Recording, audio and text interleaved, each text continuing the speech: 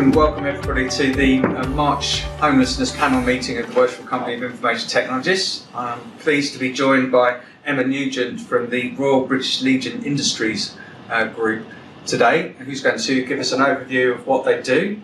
So I'll hand, without further ado, over to Emma. Thanks very much, Jason. Yeah, so what I plan to talk about tonight is basically to explain what RBLI does and particularly what we do to help veterans who are homeless, but also to talk to you a little bit about some of the innovation grants that we have won and tried to win, and just to explain from our point of view what it's like from charity side, because I know obviously you have innovation grants, what it's like from our side, and just to encourage you really in all your lines of work. I know that all of you, each of you is also involved in a company, just to encourage you and to see how much difference these innovation grants can make. So that was the two things that I wanted to cover. Does that sound all right? It does, and what we'd like to do as well is explore how we might help you at the end of it as well. Have a think about if there's ways that the company can help you in what you're trying to do. Okay, brilliant. That sounds fantastic. So just to explain, which I have to say up front, RBLI is completely separate from the Royal British Legion, and I know that the branding looks very similar, and it is very similar, and the reasons are historic, but we're actually completely separate charities. We started in 1919, so even earlier than the Legion. And at the very beginning, the founders of the charity had a vision to support veterans, which started off with health, obviously, the veterans returning from World War I, but it was much more than that. From the very start, the founders of RBLI included skills and employment in the work that they were doing. So, okay, so what we have, we'll go on the next one, at RBLI is this incredible village. And so you can see from the picture what a huge range of services that we have all in one place. And Jason has actually been lucky enough to visit it. And I have too. Oh, fantastic. Yeah, see what's going on. So basically what we've got here is we've got a lot of different kinds of housing. That includes emergency housing, Mountbatten Pavilion, which is really key for homeless veterans. And we have 42 rooms in our emergency accommodation, and it literally is just a room. And that's where veterans come in and they're supported, and we can get people in the same day or even the next day. We've resettled people from overseas in 24 hours, so it really is like our urgent home for people who are in absolute crisis. We've had people come onto the village with tents or living in cars, and so we put them up in Mountbatten Pavilion. But we also have family homes, we have specially adapted apartments for veterans with disabilities, we have assisted living, so there are care workers there in the daytime, and we have high dependency care, which is just literally one down from a hospital, so that somebody could be discharged from hospital with quite severe illness and they could go straight to Gavanasta, which is our high dependency. So what we actually have on the village now, because a new extra care facility opened in November, is we have the full care pathway across the village, from end of life care right to fully independent living. And what that means is that the village is an ideal place to help people transition from absolute desperation or from very serious diagnosis to full independence. And so, as well as running this accommodation, like I said, the vision of the founders was it wasn't just health, it was also employment. So we also have an amazing factory right in the heart of the village, which you can see on there, Britain's bravest manufacturing company. And can I say, as somebody visiting who knew nothing about it beforehand, it really is a village. That was, it sounds daft, but having from childcare through to end of life and everything in between, and different kinds of housing, including even some of the nicer private accommodation in what was the stately home, and so it really is a mixture of village, and you guys leverage that as well. That so you'll have the children doing things with the older people, and that's right. It really maximised it, and in no way does it feel institutional. Yes, it just feels like a normal life, doesn't it? So that's right. So the original kind of stately home, it was gifted to the charity by the Culpeper family, interestingly, was requisitioned by the NHS in 1948. And it was sold by the NHS, and it's now luxury apartments, and I mean luxury apartments. So as well as still right in the middle of the village. right in the middle. So as well as all the social housing for very disadvantaged people, there are really incredibly well-off people. So it's a true mix in terms of age, in terms of background.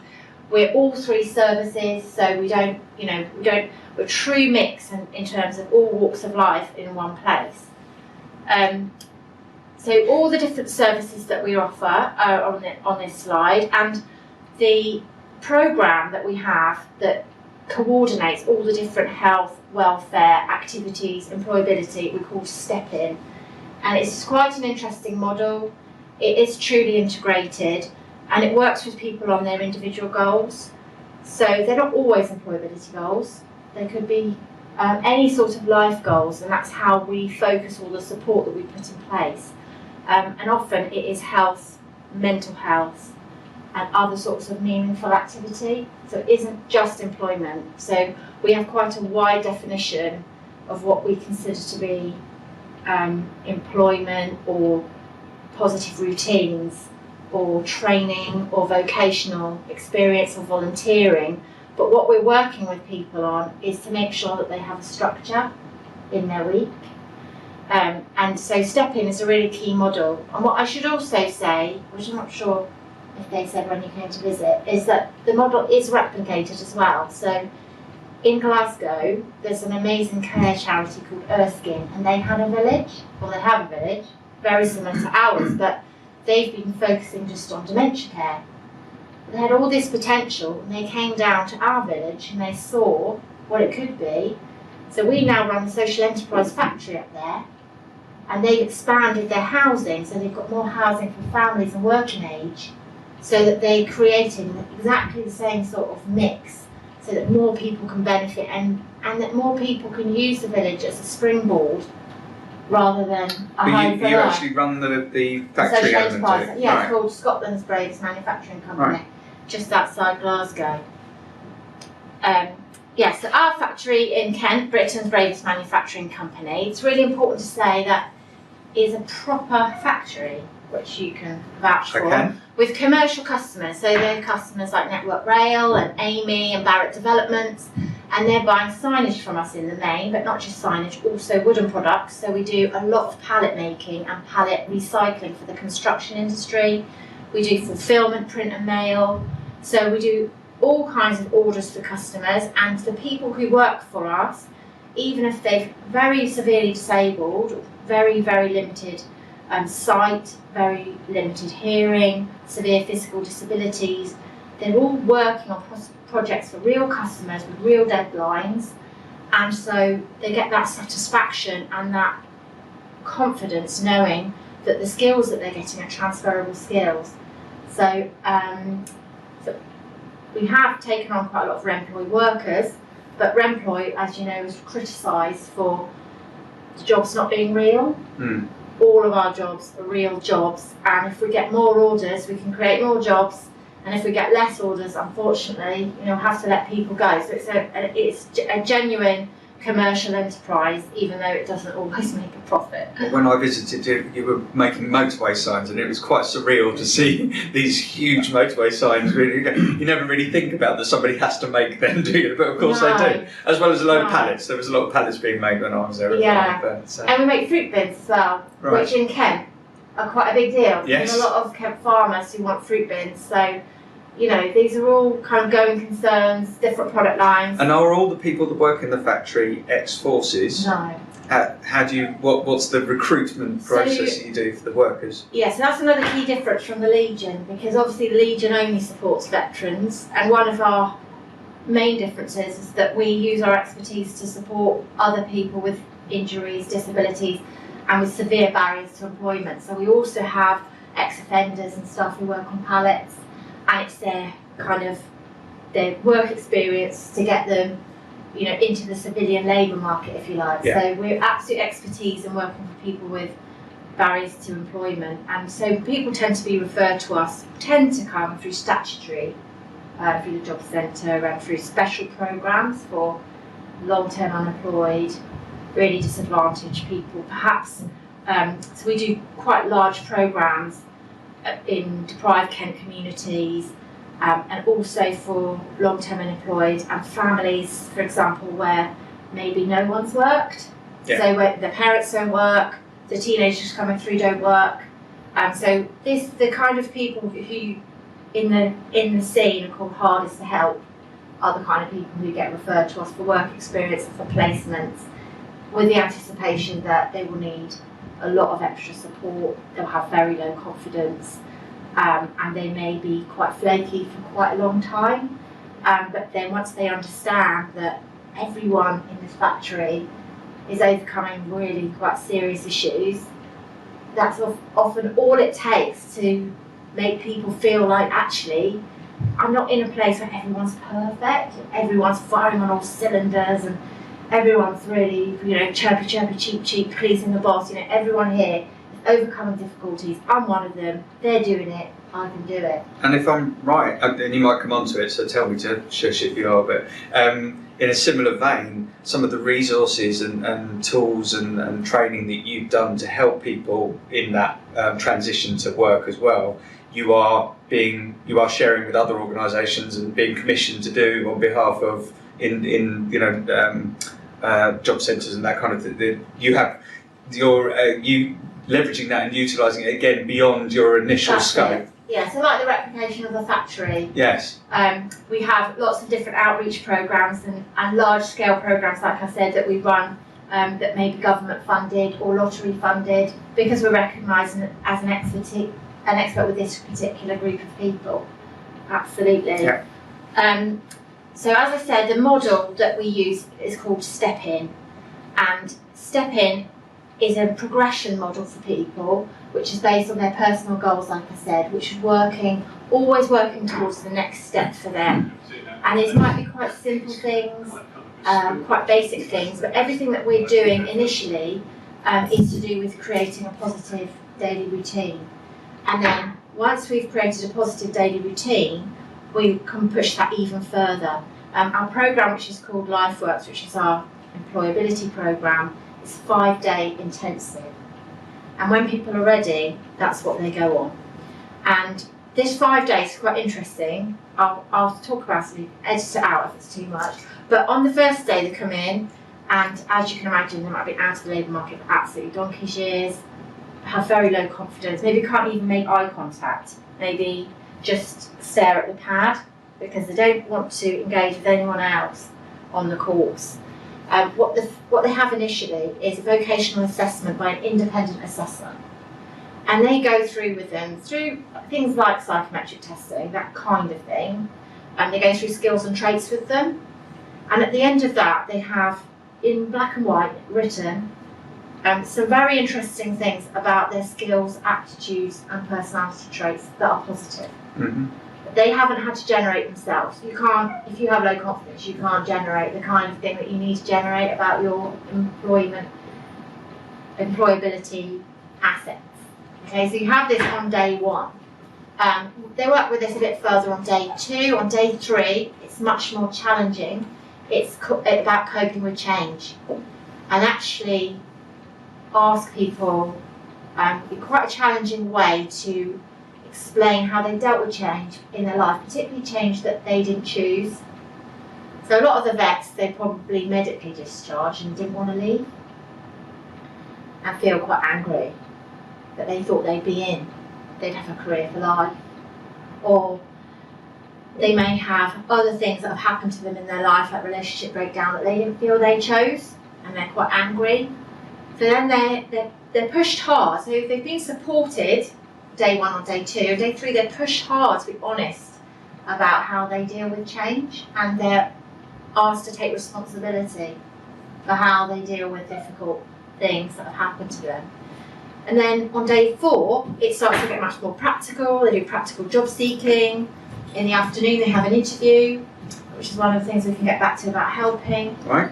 And that's ideally from someone external who gives them a job interview. And then on day 5, they wrap up and they consolidate and they write themselves a letter. And it's a letter that we then post back to them 6 weeks after the course. And they write to themselves saying what they will have done within 6 weeks and some of the things that they feel now, having had the experience of the programme. And 83% of the people who do this are in work or workplace training within 12 months, which is an amazing outcome. And it's because I believe it's because it's got the mix of support and challenge, the right mix, that balance exactly right. And so just to compare, for statutory programmes, they would feel that success was like 40%. So 83%, when so many of our people are long-term unemployed, it's really off the scale. And it's the LifeWorks piece that other people that have been in long-term unemployment, that you've been asked to deliver that LifeWorks to them in other scenarios. That's right, and we tweak it slightly for different audiences, but it is pretty much exactly the same model. So this is the video. Right. I'm going to show a short video. So he says he's not under pressure, and he's not under pressure, but this is another thing I wanted to explain about the model. It's a holistic model.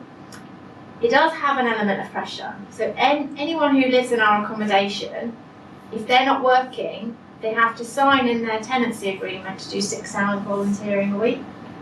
It's hardly anything, but it's just a little thing which is like, you can live here, but we are going to expect you to make some good with your time. So this is the balance that I'm talking about. It's so important that you have the care and you have the support, but you also do have a little bit of pressure. So quite quickly, in the stepping programme, they have been asking Carl, because he has done chefing, they've been asking him, is that something you could do, volunteering, maybe you could help the breakfast club, that sort of thing. So always pushing him, and then they wanted him to reconnect with what he can do and his abilities. So it's a fantastic model, and it gets all sorts of results, all kinds of different people. So Carl then, in the video, he'd actually slept rough for, I think, 16 years or something. So an incredibly long time. But we would have lots of people who are homeless in very different situations. Homelessness isn't always rough sleeping. No. So another example, so we had a guy who came and he was just in pieces because he had been caring for his father 24 hours who had dementia. And his father had a lovely housing association flat. When the caring got more intense, he moved in with his dad. And then when his dad had to go into a care home, the housing association flat was in his dad's name, so he then became homeless suddenly. And he was in pieces, and he was at Mountbatten. He was in pieces, more emotional in pieces, that he'd let his dad down, because he didn't want his dad to go in the care home. He never thought that was something he'd let that happen. He was really beating himself up with very low self-esteem, and he was also further away from his dad that he wanted to be. So like I was saying earlier, they might not have an employability goal, it might be a life goal. His life goal was to be close to his dad and be able to visit his dad every day. Now that was his step-in goal. So it turns out he had done a bit of graphic design work, and in the middle of our factory, to make the sign covers, there's a graphics hub. So because he was at Mountbatten and the factory's just there, he can go there. And I don't even think he did that long, just a few weeks, like 4 weeks or something. He was in the graphics hub, just reminding himself of the CAD skills that he had. Right. And then he started freelancing as a designer. And Maria, who's in the video, and Malcolm at Mountbatten, they will put the word out that, do you need any freelance design works? We've got a guy out there, I really appreciate it. It's one of the people who donate food or donate stuff or whatever. So yeah, he could do a bit anyway. He picked up a bit of freelance design work. Within 5 months, he'd saved up enough money from freelance design work to put the deposit down on a private rental flat that was walking distance from his dad's care home. Result. So he hasn't been sleeping rough. That's not his homeless experience. He just needed us for 6 months, 7 months, to achieve his life goal. Yeah. And that's what the village makes possible, because it's got this mix. So then I wanted to just reiterate, which I know you know already, the importance of the innovation grants and the kind of grants that you do and the kind of grants that your companies could do, and just explain some of the experiences we've had of innovation grants. So the first one is Game of Zones. So this one we've won literally just £35,000 for Game of Zones, and this game it's like a vocational assessment but a game, and it's only 4 minutes long, and it's not an app, it's a web-based thing, but you literally just swipe left and right for things you're into. So these bubbles come onto the screen and the person just swipes left and right what they're interested in, and it goes through skills and it goes through personality traits, and then within the 4 minutes it gives you 3 zones, career zones that might be relevant to you.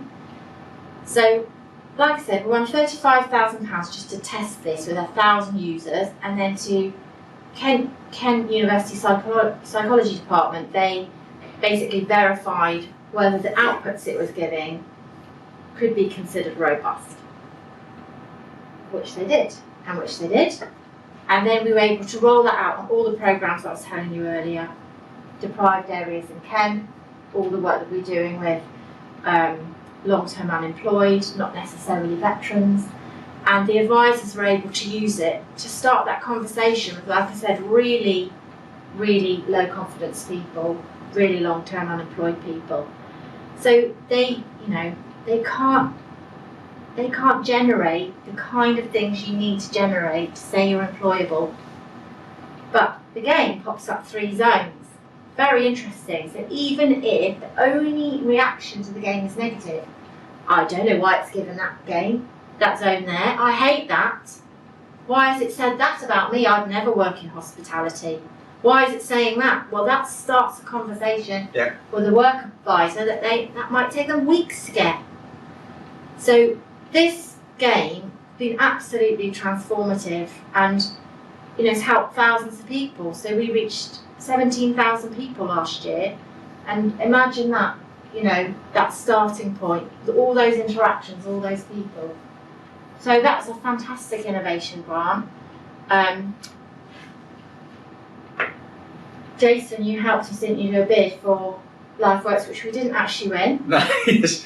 Hopefully not down to the help I gave you. No, not at all. But this was based on our LifeWorks programme, but really on basically beefing up the remote access to that programme.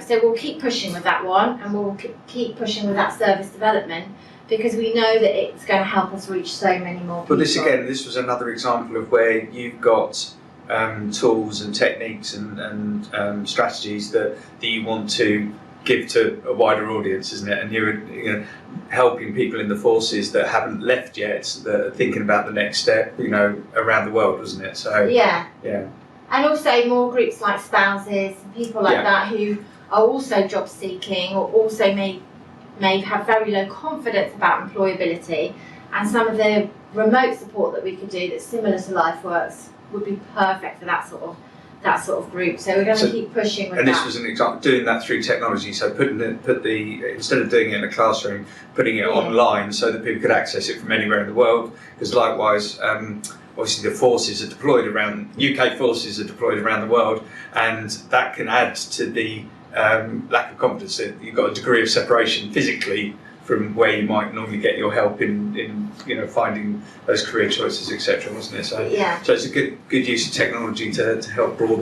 Really good. Yeah, so we're going to keep pushing with that one.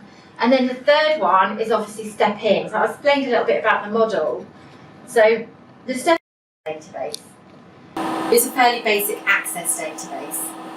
And then in order to create this, which is a distance travelled measure for each individual, the data has to be organised differently. So when you say distance travelled, do you mean the benefit they've got out of it? Yes. The progress they've made. So it's very similar to a mental health recovery star.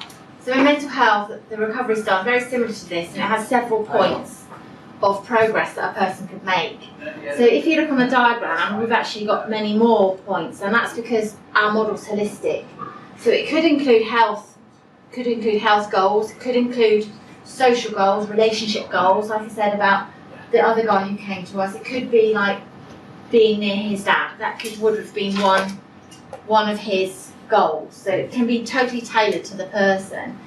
And then you can see that on the darkest one would be the scores that they've given themselves on their first step in meeting. Right. And then the mustard colour, the scores they've given themselves on the second step in meeting. So it is for our welfare team, because they want to. It's interesting to them to see where people feel they're making progress, but it's actually visual for them to say, well, look, you were there before, and now look, only 8 weeks has passed. Now look where you are. So we really want to invest in Step In, and we really want to invest in the database so that basically it's much more user-friendly for the welfare team, but also for the beneficiaries, so that they could just literally maybe do it on their phone and then it would just show it them and that kind of thing. So we really do want to develop, develop in that way to improve that. A dashboard of a combination of the results that you can present to people, potential funders, to Exactly, showing the outcomes. Yeah. So we know that the outcomes are fantastic. So in our step-in outcomes, they're not quite as good as our LifeWorks outcomes. They're like 70%, more like 70% in work in more like 18 months. But that's because the people that we're helping have much more, even more severe issues than people who come on LifeWorks courses. So like they said about Carl, he had to go into detox for a period and then come back to Mountbatten, and that sort of thing's common, intensive mental health issues, that kind of thing. But yeah, so and this is how we really see the difference that we're making and where we need to apply our effort as well. So if someone's not making any progress at all on mobility, there's so much we can do on that village to incorporate more mobility into their daily routines. And anything that we identify, there's so much we can do on the village in terms of if it's relationships, positive relationships, that kind of thing. Obviously we can help people, ease people into groups and camaraderie and that kind of thing. Yeah, so that's the other thing where obviously we're always looking for innovation grants, that kind of thing, to go for this kind of impact. So I just wanted to reiterate that innovation funds are fantastic. The sector needs more, definitely, because as you know, charities are going to focus on their core work, and they're going to want to focus on immediate urgent needs often, and so innovation funds are really good because they're laying the foundation for the future as well, the future of service delivery, and that can also make them threatening. Interestingly, very interesting point about game zones that I told you about, that we really had to sell it in internally as a tool for our frontline advisors. Right. Because, they're not silly. They know that over time the government's not going to want to pay for face-to-face advice as much. Maybe the government would rather it all went online and people were swiping left and right and didn't have to see an advisor. So, or maybe they could support more people. Exactly, or maybe they could support more people that way. But we really had to sell it in and say, this is a tool for you, this is really going to help with your conversations, because that's a real issue sometimes with innovation in our sector. Because you can never actually replace the person, can you? Not when it comes to counselling and therapy, just because you could end up with the syndrome of someone being stuck in a machine in a tablet, and then they socially exclude themselves because they're wrapped up in an app. But it also said the outcome of the game of zones prompts a conversation regardless of what the outcome is as well, doesn't so it? You've got to have a conversation with someone. Yeah. Yeah. I don't think AI is ready for that yet. Not just yet. But you can imagine a situation where a certain proportion of stakeholders are channeled that way, and they can be monitored that way. That's always the attraction as well. You can see what they clicked on. If you do further learning opportunities, if you do basic maths, basic English, you can see, did they do it? So you can see the attraction of maybe that kind of brave new world of your beneficial, most vulnerable people who social interaction is their least favourite thing. you channel them that way, you get good results, you can cut out the middleman there. So it's a genuine concern. And just wanted to reiterate, we don't have to be huge. I know that the Welsh Sport Company has really large grants, but even small ones like that make a massive difference. So just want to reiterate how valuable they are, really. Well, that's great to hear. Thank you very much.